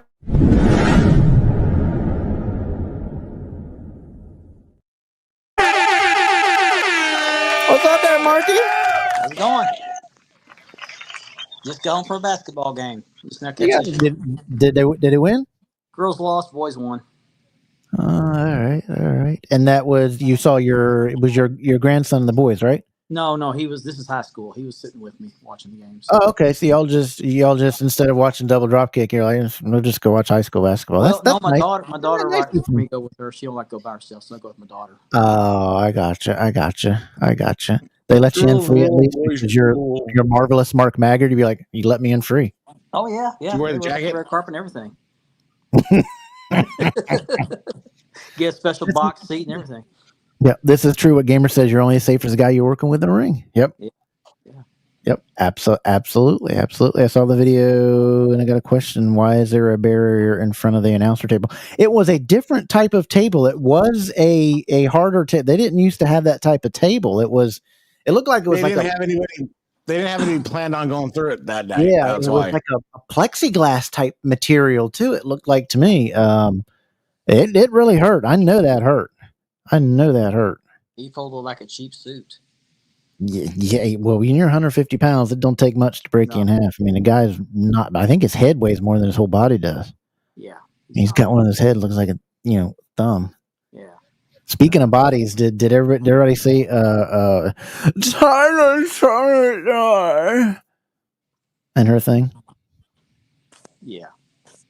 It was a great storyline, I thought, but you ended it way too quickly. I mean, she was this other character for what, 2 weeks? Yeah. And then I don't know why you were stripping there. I was like, why are you taking off? I mean, you're built like a fire hydrant. What are you doing? I mean, Well, when she came back as the athlete with the black, eye black, everything like that, I thought, oh, good, we're going to get back on the right track. And then, nope, we're going to scrap it, go back to the crap. Yeah, I mean, it was a good thing to what you were doing, and it was a cool little storyline. But you got rid of it within 2 weeks. I just don't understand that. I don't. Tony Khan. I don't understand that part. But the other person I wanted to bring on to talk about this topic here is a man who hopes one day to see Chicago win another Super Bowl. He is the man that if he wears that belt when he comes out here, I plan on going to his house and stealing it. I know he's going to do it. I know he's going to do it. I can already see it on freaking camera. I'm doing it now. I'm just going to bring him out. This guy's his name's Ben Walker.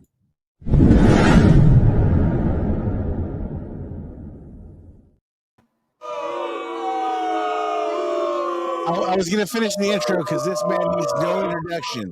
This man is none other than the world famous, from spanning the globe, Jackson Mahomes. Jackson Mahomes. You just had to take that belt out and have it on here, didn't you? What belt? What belt? Oh, my bad. I'm sorry. Put that away. Rub it in. Rub it in. Or did you just give it to me? Oh, pretty please. Mm. Oh my goodness. Shrinkage. We have shrinkage. It's cold outside. It's cold outside. He's stiff, but measures up a little bit, lacking the measure. I got the turtle head popping out. Yeah, man, it is. Oh, Hammer says, I can't hate. I loved her character is great, but I'm just saying what they were doing with the memory flip or her playing that other. Extend that a little bit. You only did it 2 weeks. I thought it was I was like, oh, you got a good storyline. She did it about a month. She did it about. Did she? Yeah, It's just done. I don't understand it. But I brought you guys here tonight to talk about a topic that I wanted to kind of discuss about what's going on. And I think me and Ben have talked about this, and I think I've said it with Mark too a couple times. When it comes to what's going on in the belt hobby right now, with a lot of people, next week episode we're going into is the belt hobby dead, and we're going to have some other stuff like that. But this was a little bit of a separate add on to that, but I wanted to separate them.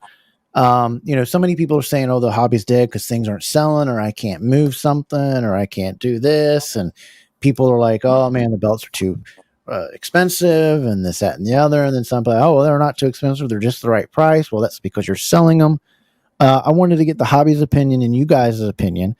To me, I've seen a lot of belt sales that people are thinking their belt is worth a whole lot more than it is when it's a used belt and you're selling it some as more than shop and then $50 under shop. And I'm wondering, if you're complaining about a belt moving and you haven't moved it for so long, if you really want to sell it, you got to price it accordingly.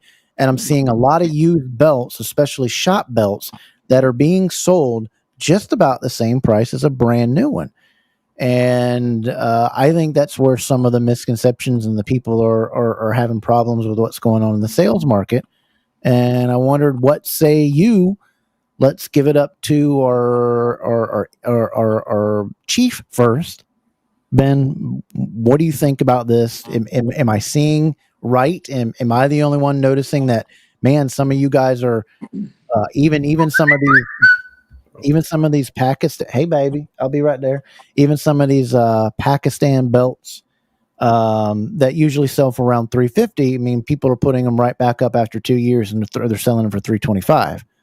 I'm like, that's a used belt. As soon as it gets to your hand and it's used, you got to price it accordingly. Yeah, immensely. What do you think, Ben? Well, let's be fair. Let's be fair first. Anybody can ask for whatever they want to ask for a belt. Amen. Let's establish that first before someone gets on here and say, "Oh, you can't tell me how to." You're right. I can't tell you how to sell a belt. But as somebody that's sold hundreds, thousands of belts, I always feel you have to price accordingly to what the market is, right? And what I see, and I'll give an example, and I'm not picking on somebody, but if you're watching, you know who I'm talking about. Somebody's selling a crumb rind or a shop rind. I'm sorry, a shop rind. Well, I see this in the CBB for sale post. He's selling it for above what the shop is offering. He was almost $100 over. 2 posts down, the same belt that was re-leathered was selling for $50 to $100 cheaper, and then another person was selling it another $100 cheaper. Again, you can regulate how much you want to sell it for, but in the end, then you're struggling to sell it, right? Mhm. Now I see this person reducing this price by the week. And I always believe I'm going to try to price it where I can move it as fast as I can. Not as much, I try to make a bigger profit margin, but the way this market is, it's flooded with makers. It's flooded with people trying to sell belts, sell the same belts. People go buy shop belts, decide they don't want to keep it, they don't want it, and they sell it. Right? We have that. It's a reseller market, but also understand. I hear people. Oh, my modem's resetting. I hope I didn't lose you guys. No, you're still here. Okay. Damn. I'm gonna have to get with the cable guy and get with him about fixing my modem. People just tend to think another belt that's popular, 10 pounds of gold, the Dawn Glow. You see them all over the place. The prices range, the artwork is different.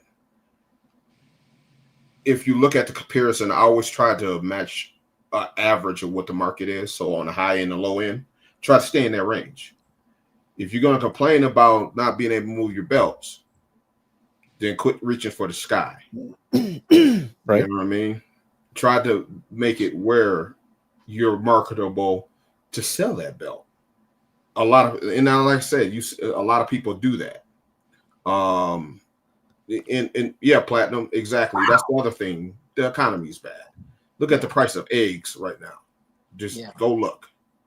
Now, I want to preface this. This is not anybody in particular. This is not in anybody or adding. It's just something I'm noticing, and it's not mainly in our main kind of groups. It's stuff that I'm seeing in some other things, and it's all over. It's all over.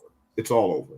But we're relating to belts and wrestling memorabilia, figures, all kind of stuff that we're in that genre, that we're in that category where we see it. But with the belts, the market is flooded with makers, and they are competing to undercut each other as it is.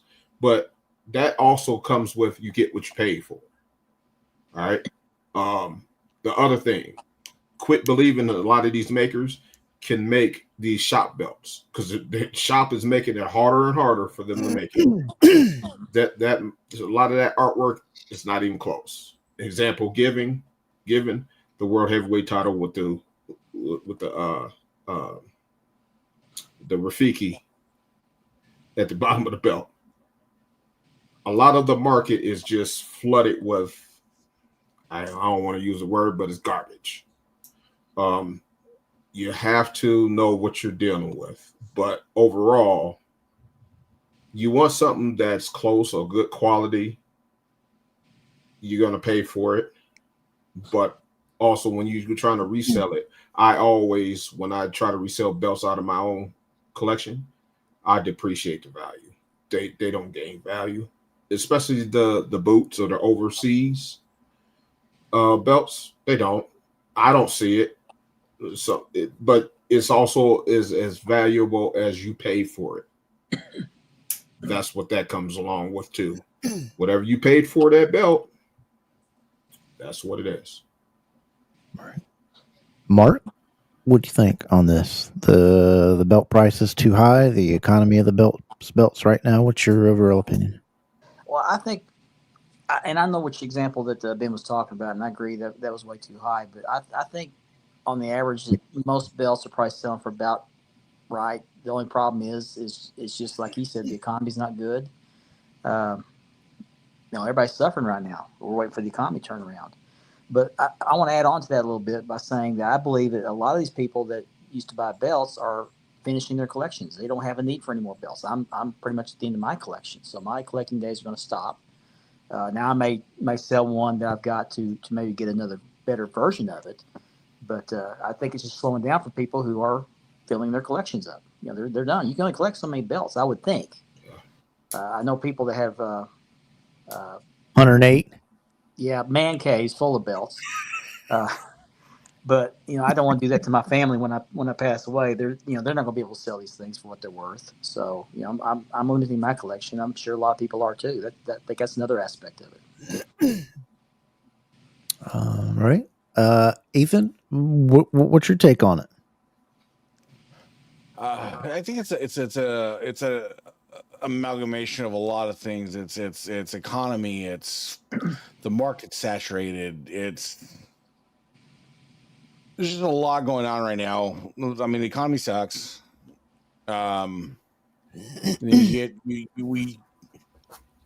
It's twofold because you want all this competition to make HD belts. You want them at this price and this price right there, right? But then you're just driving down prices of HD belts. So like I sold an Awaz HD Winged Eagle for $500.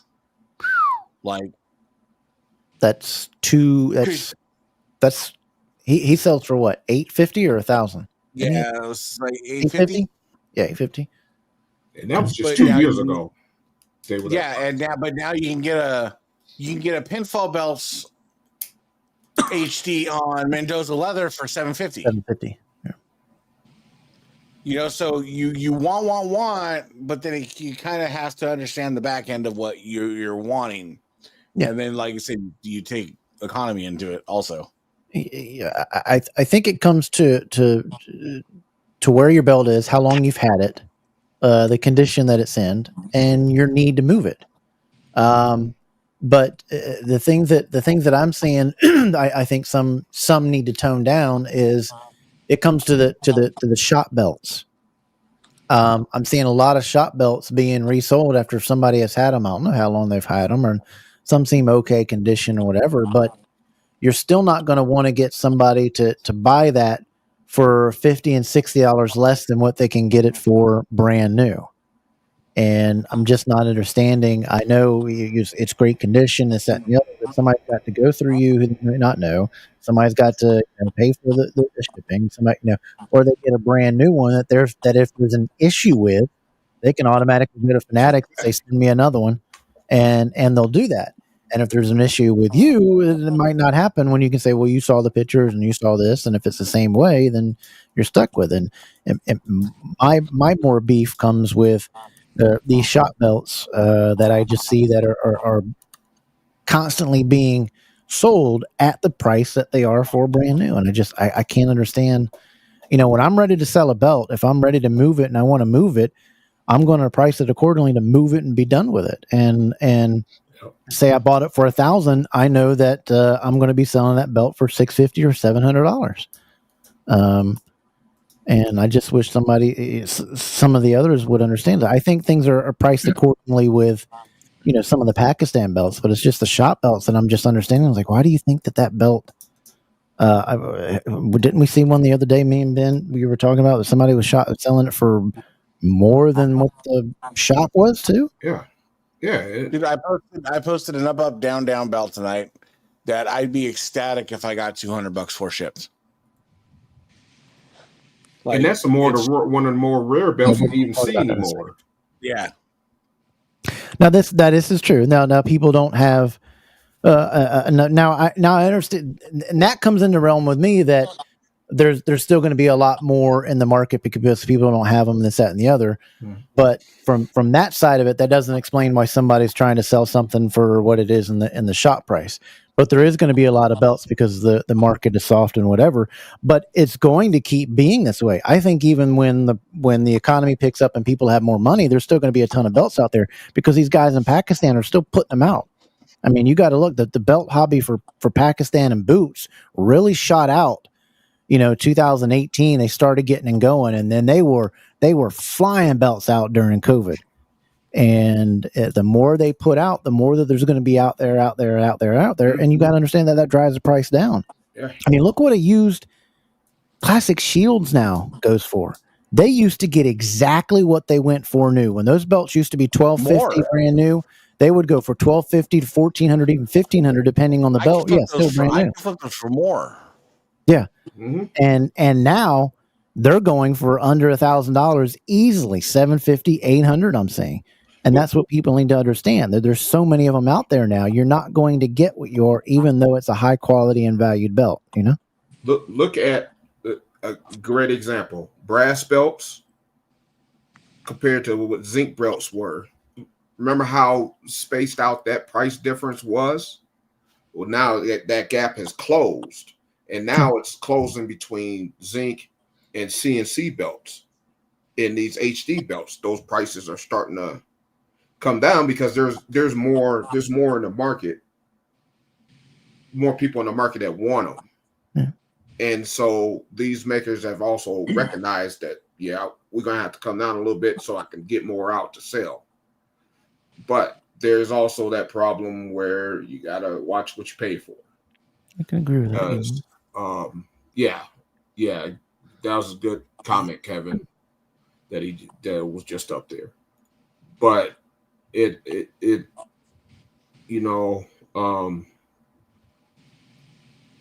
yeah, they crack me up, and a lot of that, the sports belts, you're paying for the licensing. Yeah. Those things are nowhere near worth that much. I mean, I'm the law guy side and business thing and own business, but then businesses. But to me, I know for a fact that they're selling a ton load of these winged eagles, and that these winged eagles are going out the door and they're flying them and making good money. They have got to say, look, the love out there for these old belts is there. We need to go back and get some of these these retro belts, or however you want to say it, these older lineage belts, and start making some of them from the WCW days. Start putting them out. It's a gold mine for them. And as a business standpoint, if I'm thinking that, you've got to know WWE is, and I think maybe that some of that stuff is in the works. Hopefully it is, because you've got to see the writing on the wall. People like these winged eagles and these old belts, we sell all of them all the time, and then now that we've brought this back. Could you imagine if they sold the AWA tags? Oh God! The inmates. If they sold the inmate, if they sold even the big green, if they sold the AWA Lawler, if they sold, I'm just pointing at those 4 belts. That's a whole new 3 big gold. Yeah. If they sold those belts, look how successful the shop Ryan is. Not was, is. Yeah. Everybody has one. I bought one. And I hope not. When you see that should have said, hey, let's see if we can design an inmate. You know it's not going to be stacked. It's going to be stamped. What at that point, who's going to care? The shop rind is not made exactly like the crumb rind. It's a stamp cast duplicate, but it's a great belt. Yeah. So if they can make other belts, classic belts, legacy belts for us old guys with the gray hair, you know, us old podcasters, if they can do that, I think they could, man, even the newer generation will probably buy the AWA tag. It's a beautiful design. It's a legacy design. It's a classic design. But I don't know why they don't. They sold the Lawler years ago, but that was under Figures Inc. Why not bring it back in this generation? Yeah. You know, they have a range that they can reach. Yeah. Mark, if you were in discussions and WWE said you can bring one belt back from the old that's still in the stores, what would be one that you'd want them to make and see? Before we go, I'll ask each one of you that. Well, the Dome Globe's out there, so I can't bring that one up. I'd say the Luger US.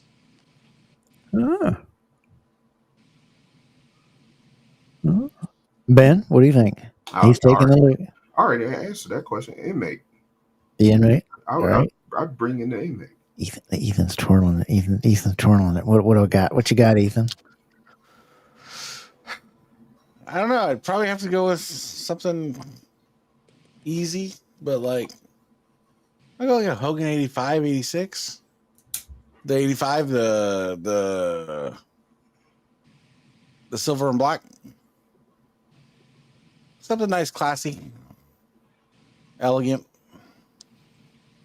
Yeah. You already got the 86, 87, so. Right. Yeah. It's an untapped market. I mean, I don't. Give me some more WCW belts. Yep. ECW belts. He says. Yep. Yeah. Those. Mid South. I mean, a lot of the nothing nice about the design. I think a lot of the territory belts are pretty popular. Maybe not with a newer crowd, but with some of us older guys that were old school style. The big green. You think the big green would be popular? Yeah, there's a market for it. Only for one.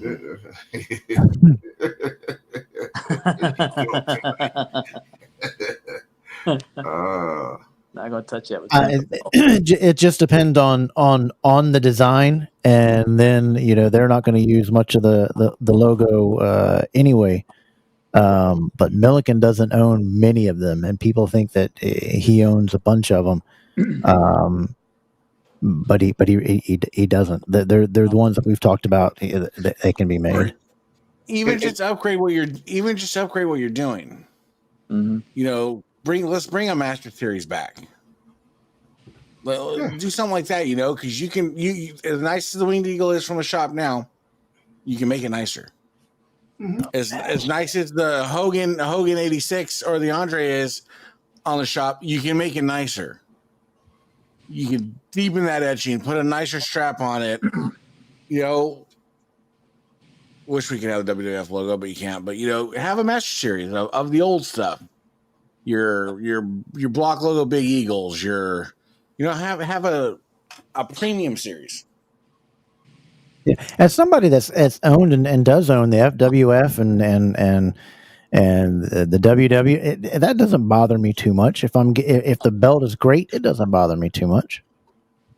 I just want a great belt. I want a nicely designed belt.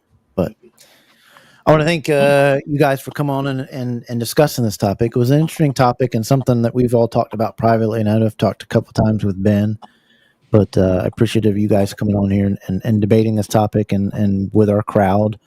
You guys are striving for 500 subs, so you guys got to make sure that you sub to Spanning the Globe podcast on the Wide World of Belts Facebook YouTube page. Get on over there, and then also join Wide World of Belts, Love Those Wrestling Belts, Championship Belt Brothers, Mark Championship Leather, and the Wide World of Belts Facebook page, and you'll be able to see that because it's posted in there for people to watch the show. What do you guys have coming up Thursday night, Mark? The majority of the show we usually will wing it, but what I was planning on talking about, we got a scammer situation came up in one of the groups. We'll talk about that. We'll talk about Saturday night's main event, of course, and what happened with JD McDonough. And then, we lost another legend. Colonel De Beers passed away, so we're going to talk about that. Yep. Yes, he did. And you're doing the pig feets across the country. Which state has the best pig feet? So I'm excited about that. Yep. And yes, there is some drama stuff going on, and I think you're the best one to talk about what had happened with that over on the scammers page. I believe that was taken down, isn't it? Hasn't it been removed? Yeah, I want to respect the guy's wishes not to bring his name up. He originally agreed to it, but then we kind of got crossways. So I'm gonna talk about the situation because there is a scammer situation people need to be aware of. Gotcha. It's a new angle that I've never seen before, so it'd be interesting to talk about. Yeah, it is. I've seen that done before, and it's something when I hope when you talk about it, remember to tell people if somebody buys something from you and they don't refund you the money, and I'm not going to get into that part of it, but if somebody buys something to you and they say they're going to refund the money, and they don't do it off the original transaction, and they send you just money off of a separate what in the Eagles and they send you the money back on a separate whole nother deal, send it back immediately or don't accept it. Yeah. Because what can happen, and not saying that everybody doing that is going to scam you, but what they can do is they can file a claim on that and get their money back and then be out of that and the money, and it's just a mess. So if you ever do refunds and getting it back from somebody because you didn't get something Make sure that they refund you off the original transaction because it saves a whole lot of headaches. Vet your people. Vet your people. Don't vet them in the group that they're posting in. Go to other groups and vet them. Yeah. And stay your hiney in groups that protect you and protect everyone in it. That's the main thing. There's picture thieves out there. There's people that won't sell you the AWA tags like Ben. And there's just all kinds of mess like that. And you got to, oh God, he's going to go get that belt again. But I'm excited to hear you guys that talk about that and about that scanning thing. And yeah, I'm going to have to kind of be careful how I approach that because the guy's pretty upset with me because he thought, and I get it, he thought I was taking the other guy's side, and I wasn't. It's just some details were left out that I was trying to get him to bring up because it's his situation. He didn't want to do that, right. So I said, okay, I'll just call it a wash. So maybe you can. I believe he was scammed. I got you. Maybe you could reach out and I don't know, see what happens with that situation. But he's blocked. I know you were. I wasn't. I was going to try to get into it, but I know for me, I didn't have all the stories to it. And for my head, it is that. And Mark, you can pine up for it, and Ben too. You guys, it was a convoluted mess. I mean, it was a big ordeal, and I feel sorry for the individual because I know one end is doing something wrong, and I think the other was doing something unintentionally wrong, but not figuring out to get the right info out there. And I personally, and I know these guys on the screen want to help people. Yeah, some key details were left out. It's very complex. Yeah, very complex. I mean, all this year we'll try to help anybody out when something happens. But we look forward to that on there, and we'll see you guys Thursday night, man. I appreciate you so much coming on and taking some time out to have fun with us. Thanks for having me as always. Always enjoy it. Ladies and gentlemen, Ben Walker and Mark Megger. CBB. Free giveaway. Tomorrow night. Thursday night. Take care, guys. But before we get out of here, Ethan, we need to do two quick things before we get out of here. Get some things. Yes. All of those. When you play, all of the old school belts are trademarks by Park Milliken and Man LLC. Great night. Yep, they are good. Good gentlemen. Good gentlemen. Good gentlemen. Am I trying to Matthew? I don't know. At one point that the WWE. Okay, I got you. My head is kind of pounding. But before we get out of here, I wanted to share with everybody. We had the picture of the week this week, and I know you know this gentleman that this belt is from. But let's do the picture of the week. Roll it!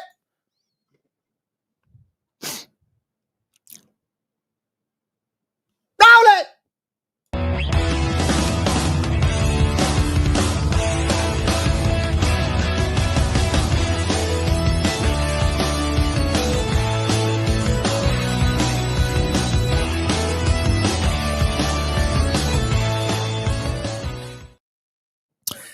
This week's picture of the week is none other than our man Michael Jones with the new belts from Nawaz. Looky.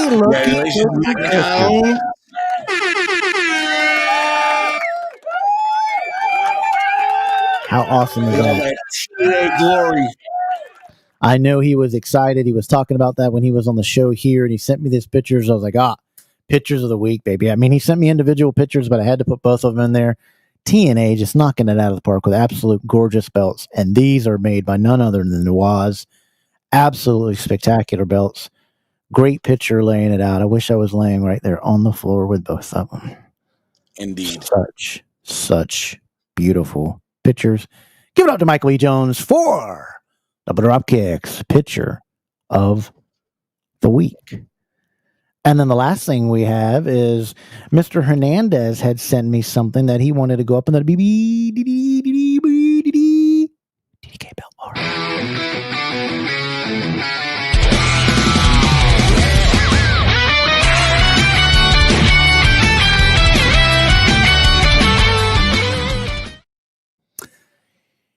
Ricky Hernandez has an HD winged eagle from Great Custom Belts. This is an HD winged eagle now, acid etched from Great Custom Belts.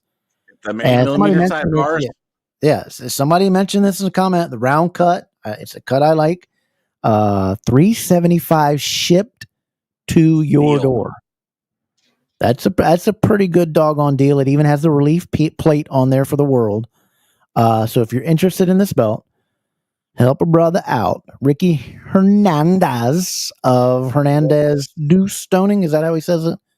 Yes. 2 or squared. Hernandez Square 2.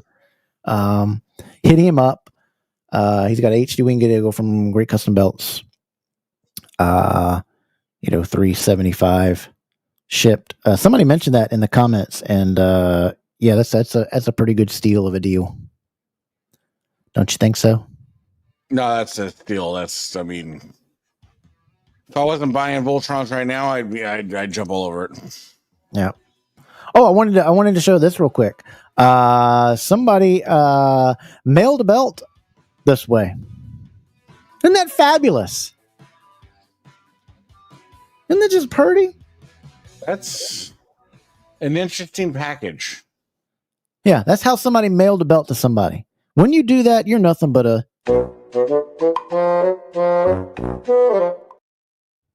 Don't be a jobber.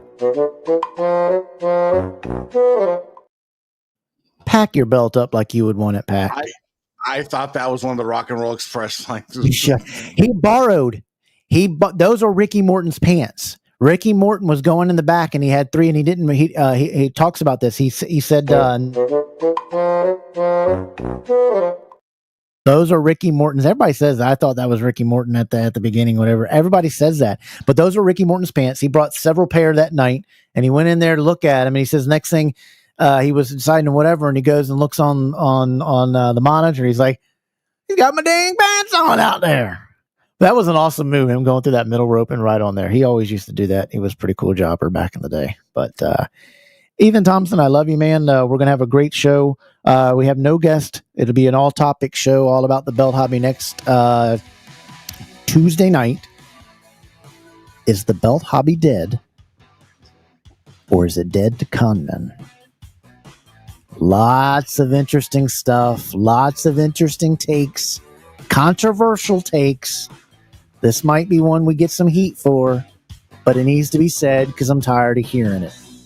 The hobby is what you make it, and it's a hobby.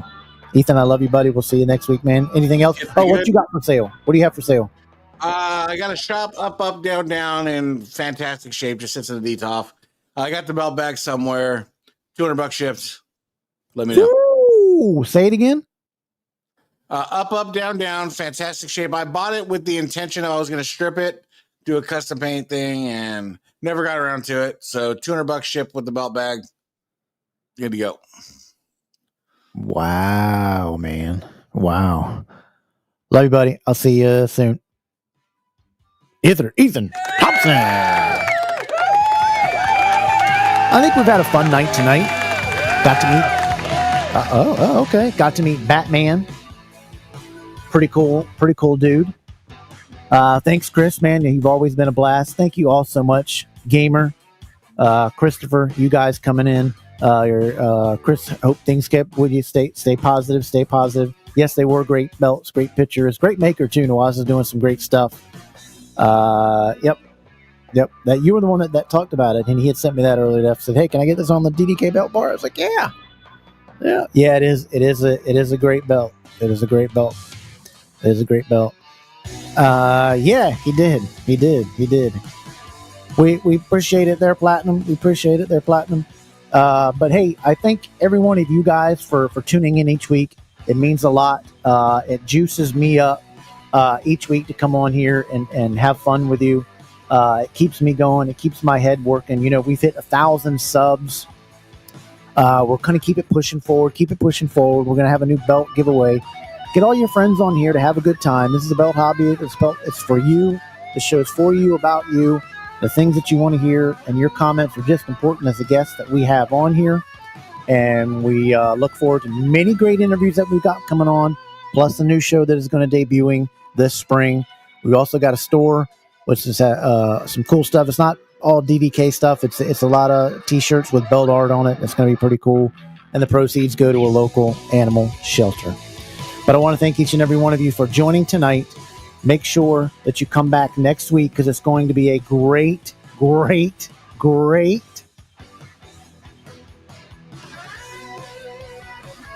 episode. And it's one that I'm looking forward to. So you guys stay safe, stay aware, stay patient, stay humble, and we'll see you here next week on Double Drop Kick. Good night, everybody.